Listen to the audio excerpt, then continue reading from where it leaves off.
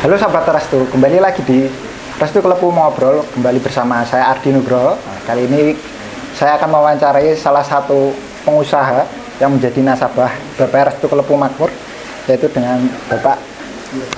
Perkenalkan, nama saya Ipung Dwi Haryanto atau biasa dipanggil Bapak Ipung, atau di daerah ini terkenal dengan nama Pak Tongkol atau Mister Tongkol, seperti Mister itu. Tongkol gitu Pak. Ya. We touch, we break, make it seem like we feel the same. We love what we hate. We lie, but we know we can't water what doesn't grow. Give up, let it go. Well, we fell apart just in time. At least it was worth the try.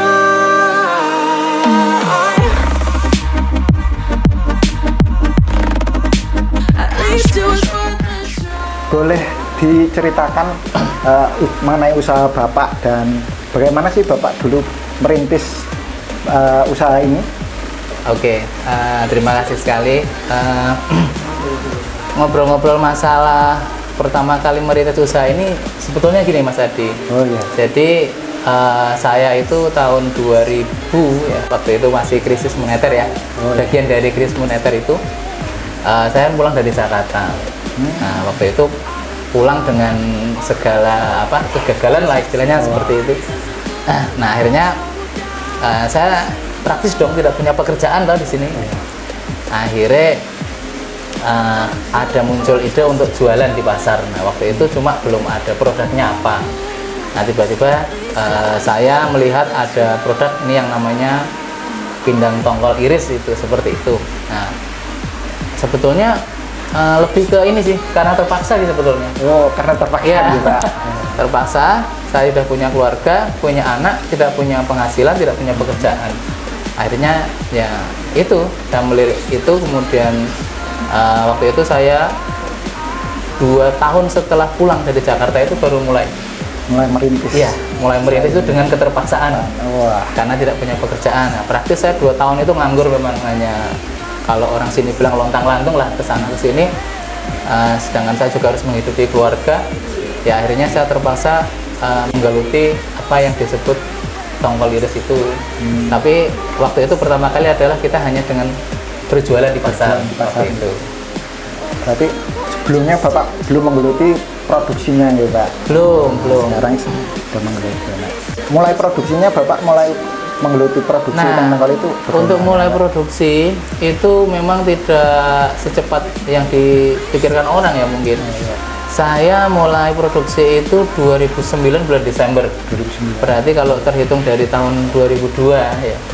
Saya tahun 2020 pulang, kemudian nganggur 2 tahun, lontang-lantung di sini.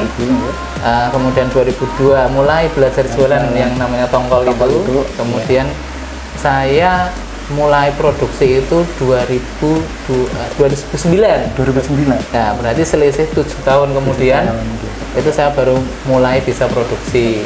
Sekarang kita sudah tidak merasakan dulu susahnya itu, tidak, karena mungkin orang sekarang kebanyakan hanya melihat hasilnya sekarang, udah kelihatan lah, artinya untuk lingkungan desa ini sudah ya sedikit lumayan gitu lah artinya.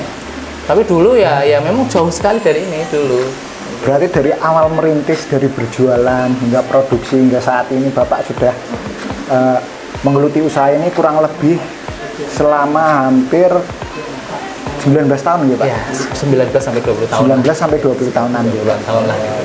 Nah, pastinya Bapak sudah sekian lama ada strategi pemasaran khusus gitu Pak, untuk bagaimana cara memasarkan produk-produk Bapak ikan tongkol gitu. Untuk pemasaran, untuk saya ya terutama ya ini kan memang istilahnya masih konvensional semua ya, artinya kita memproduksi barang, kemudian setelah jadi kita bawa ke pasar, kita ya jual di pasar di los itu. Kalau sekarang di tempat penjualan ikan gitu kan.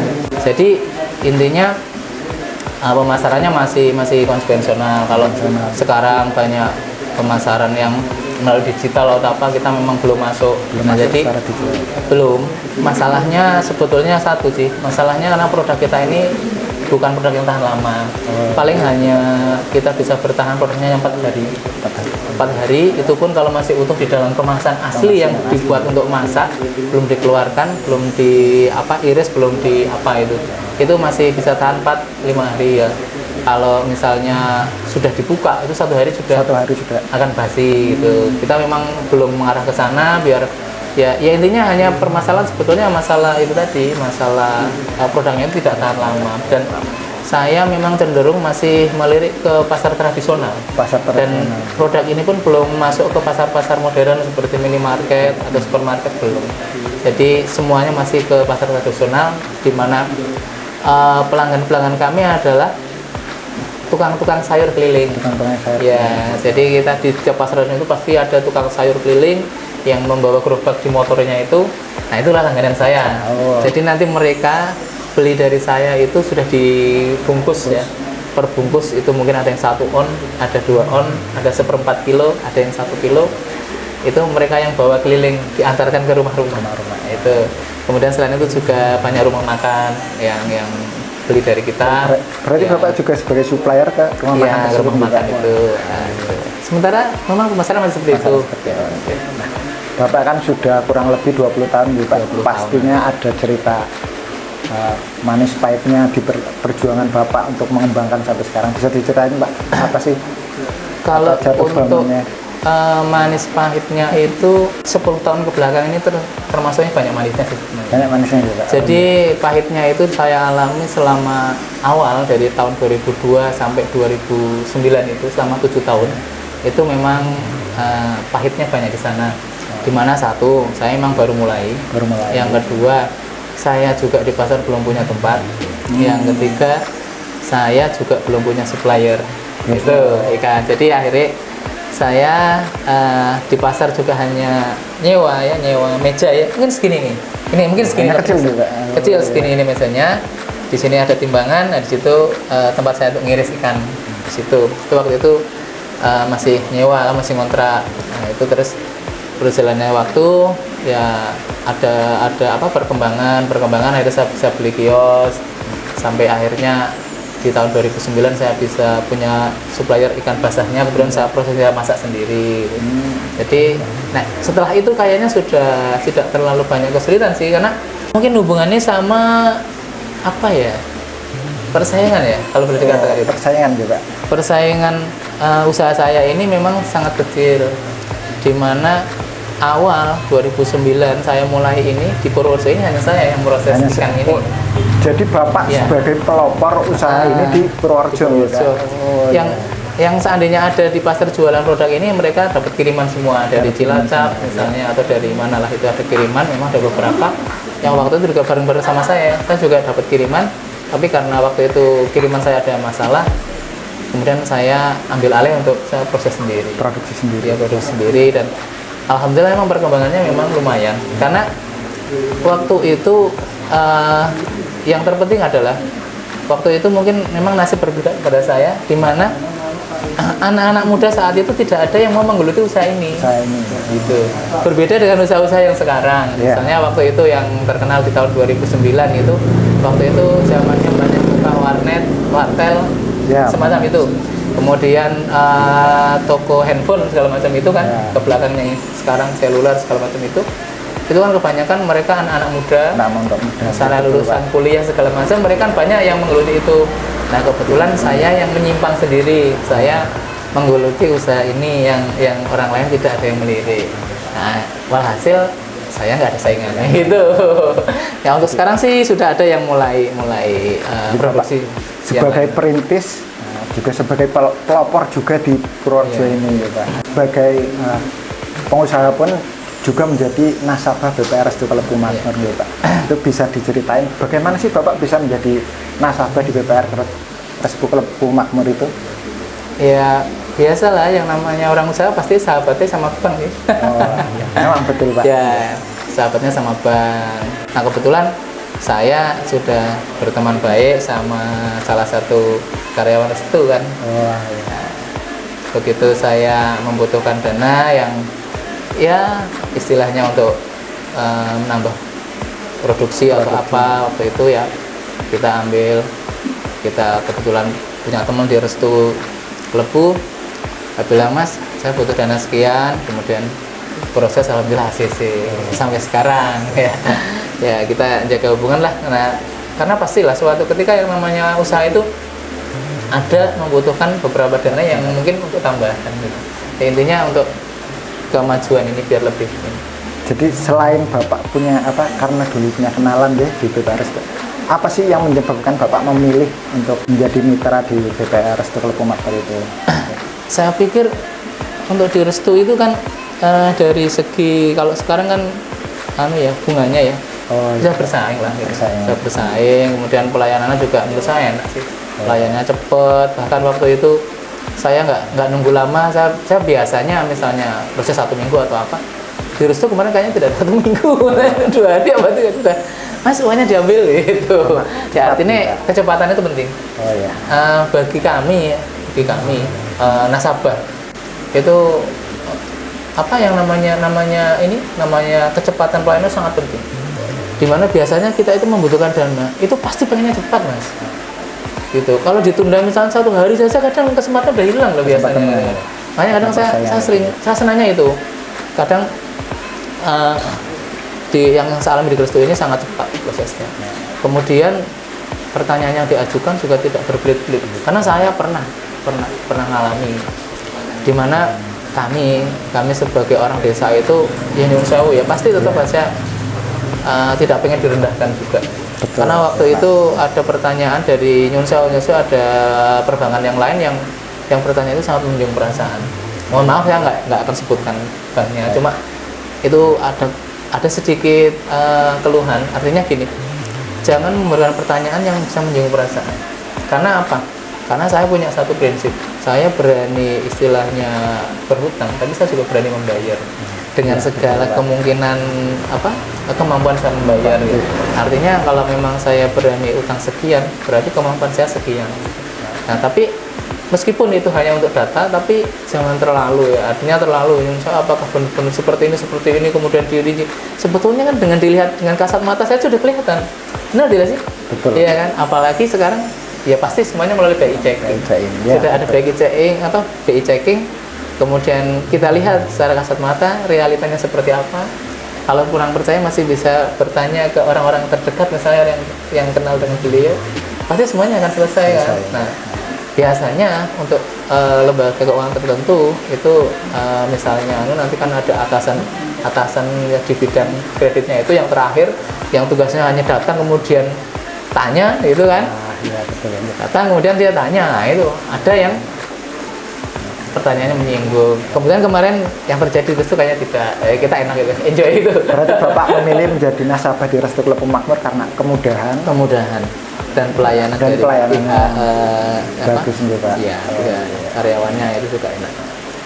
Oh iya Pak, sekarang kan usaha Bapak sudah tidak terhitung ya Pak. Kalau boleh tahu Bapak sekarang sudah punya berapa karyawan ya Pak? Karyawan saya untuk saat ini kurang lebih sekitar 10 orang. 10 orang.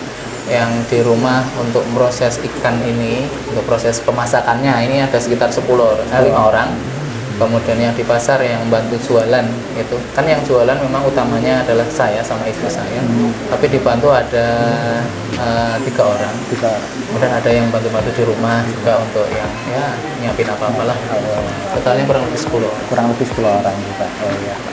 Bapak kan sudah menjalankan ini sudah 20 tahun ya Pak. Pastinya Bapak punya tips dan trik terutama untuk kalangan muda untuk memulai usaha, merintis usaha baru. Oh iya. Begini ya, sesuai pengalaman saya ya. Baik. Dan pengalaman teman-teman saya juga yang banyak cerita ke saya. Usaha itu sebetulnya tidak terlalu membutuhkan orang yang pintar. Jadi gini, orang pintar itu ini asumsi saya saja ya. Orang pintar itu terlalu banyak ide, ya kan? Iya. Idenya banyak. Usaha ini belum berhasil, baru dijalankan 1 atau 2 bulan, kemudian dia punya ide yang lain. Akhirnya apa? Usaha ini ditinggalkan, dia ganti usaha yang lain. Nah, kalau menurut saya usaha seperti yang saya lakukan ini hanya butuh ketekunan. Artinya saya mulai usaha dari tahun 2002 sampai sekarang saya tidak ganti usaha yang lain. Meskipun ada fluktuatif naik turun, kadang untung kadang rugi misalnya, pasti ada lah di dunia usaha, pasti ada. Yang terpenting adalah kita melakukan terus, kita pergi ke pasar terus, kita jualan terus, besok kita proses lagi kita. Meskipun ada saat itu tidak untung atau harga mungkin naik segala macam, ikan lagi kosong atau segala macam, sayang semua itu. Berarti tipsnya dari Bapak itu apapun usahanya yang penting ditekuni dan jangan menyerah. Jangan menyerah, karena kita tidak akan tahu kapan kita akan berhasil. Memang waktu itu usaha saya belum kelihatan, jadi artinya buat makan saja masih kurang, boro-boro buat apa yang lain gitu. Tapi kebetulan istri saya mengatakan kita tekuni aja usaha ini, siapa tahu nanti akan ada hasilnya. Nah betul, di tahun ketiga usaha itu ada titik-titik akan mendapatkan hasil. Nah itu permasalahannya. Itu saya ceritakan agar teman-teman yang mau memulai usaha dan sekarang sedang berusaha itu jangan berhenti di tengah jalan. Karena ternyata saya itu bisa merasakan usaha ini bisa ditekuni itu setelah 3 tahun. Itu memang harus ditekuni dan jangan menyerah. Karena kita tidak akan tahu. Yang terpenting adalah kita itu akan berhasil di usia ke berapa. Mungkin ada yang 1 tahun langsung sukses, ada yang 2 bulan sudah sukses juga. Ada yang baru 5 tahun dia itu. Nah ini yang saya alami setelah 3 tahun saya baru kelihatan usaha ini bisa ditekuni atau tidak. Oh ya, setelah bicara panjang lebar seperti ini Pak, saya minta izin untuk melihat usaha produksinya Bapak bagaimana secara keseluruhan. Boleh Pak? Oke, bisa sekali. Silakan, tempatnya ada di belakang. Jadi kita bisa ke sana lihat tempat usahanya. Meskipun tidak dari awal ya, karena ini prosesnya udah 2/3 mau selesai. Tapi paling tidak masih bisa kita lihat tempatnya, kemudian barangnya juga masih ada dan prosesnya belum selesai. Baik, terima kasih. Mungkin kita bisa ke belakang Pak untuk melihatnya. Oke, ya. Di sini kita bersihkan. Ini tempat ikannya kita bersihkan. Kita akan membawa ikannya pakai ini Mas. Jadi dibawa satu-satu pakai ini. Kita biasanya membawa sekitar 40 kotak ini, 40 box kuning ini.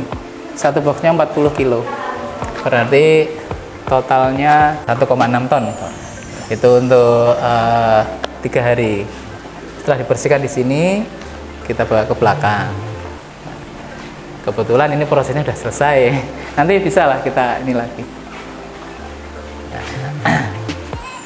Udah santai Mas. Bisa tinggal kemana-mana ya. Nah ini kan ada 40 tunggu ini kan. Jadi tadi yang saya katakan ada 40 box kan, satu punya 40 kilo. Ini jadikan satu. Jadi ini 20 kali 2, jadi ada 40. Nah, ini kita rebus selama kurang lebih 6-7 jam. Ikannya nanti seperti ini. Nah, ini ikannya. Nah, ini sudah matang ini cuma tinggal untuk aja biar lebih bagus lagi matangnya. Habis ini nanti mungkin sekitar 2 jam lagi kita turunkan, kemudian kita bungkus. Sudah, kita nanti langsung tinggal nanti malam bawa ke pasar. Selesai. Nanti ini untuk 3 hari habis, proses lagi, masak lagi. Ini kepalanya Mas. Nah ini kepalanya kita rebus, nanti kita giling dan akan kita buat pur untuk pakan ikan lele. Ya, saya. Nah untuk lelenya sendiri ada di sebelah sana. Ini sambilannya itu ada 31 kolam untuk lele, dan sekarang kita sudah bisa membuat pakan mandiri, jadi lelenya itu udah pakai pakan dari hasil pembuatan kita. Nanti ada pur yang udah jadi, kita bisa lihat juga di sana. Ini pakan mandiri Mas, pakan bikin sendiri ini. Dari kepala yang tadi itu loh, dari kepala yang kita rebus, kita bikin, tuh kan. Memang masih tenggelam. Ini purnya pur tenggelam. Tapi nggak apa-apa, tetap dimakan. Buktinya ikannya gede juga kan. Ini baru panen kemarin.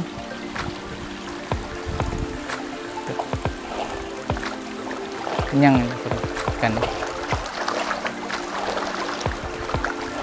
Ya ini lumayan Mas, nambah-nambah karena ini kan sebetulnya kan sisa ini tadinya kepala tidak dipakai, sekarang bisa dipakai untuk buat pakan ikan.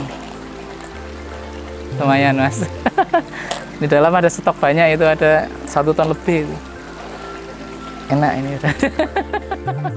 Mixernya, itu gilingannya kan nanti kita campur bekatul sama jagung. Kita giling di sana jagungnya, kemudian nanti kita campurnya di sini. Ini untuk yang ini untuk kepala ikannya, untuk gilingan kepala ikannya yang itu untuk jagung, ini untuk mixernya, ini untuk nyetak purnya. Makanya masih tenggelam karena cetakan masih sederhana. Nanti kita ke depannya mungkin bisa cari yang biar bisa apung. Itu karena harganya mahal. Kalau nggak salah ya mahal lah, lumayan lah. Nanti bisa minta bantuan di Restu Klepu. Kayaknya semua makan kayak gini semuanya. Cuma ini kan kemarin kan punya karung sisa itu kita pakai buat. Nah sementara untuk yang kecil kita memang masih pakai pakan pabrik karena kan kita buatnya itu masih besar, itu belum bisa kecil kayak gini. Karena untuk yang kecil-kecil masih pabrik. Lumayan lah, paling tidak kita sudah nggak beli untuk yang besarnya. Minimal remaja itu udah pakai ini semua.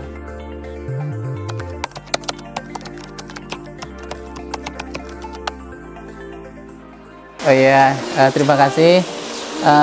Kalau dari saya pribadi untuk BPR Restu Klepu Makmur ya, kesan kami sih luar biasa ya, karena kami jadi nasabah dari pertama kami mengajukan pelayanannya juga baik, cepat dan ramah gitu kan.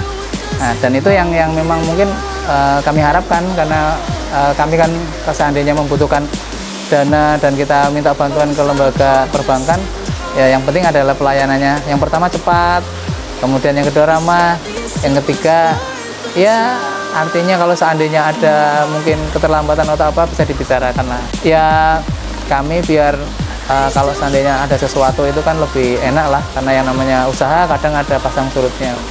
Ya doa kami sih mudah-mudahan semuanya lancar ya, kita juga lancar. BPR Restu Klepu Makmur di Purworejo juga semakin jaya, semakin banyak nasabahnya, dan kita juga sebagai ya mitranya juga usahanya semakin lancar. Harapannya seperti itu, mudah-mudahan semuanya bisa dikabulkan oleh Yang Maha Kuasa. Amin. Oke, sekian bincang-bincang kita bersama Bapak Ipung selaku pengusaha tongkol pindang. Untuk sahabat Restu semua yang ingin memulai usaha dan butuh tambahan modal, jangan lupa ajukan di BPR Restu Klepu Makmur. Jangan lupa like, subscribe, dan komen di channel YouTube BPR Restu Klepu Makmur. Dan sampai jumpa di video berikutnya. Sampai jumpa. Try.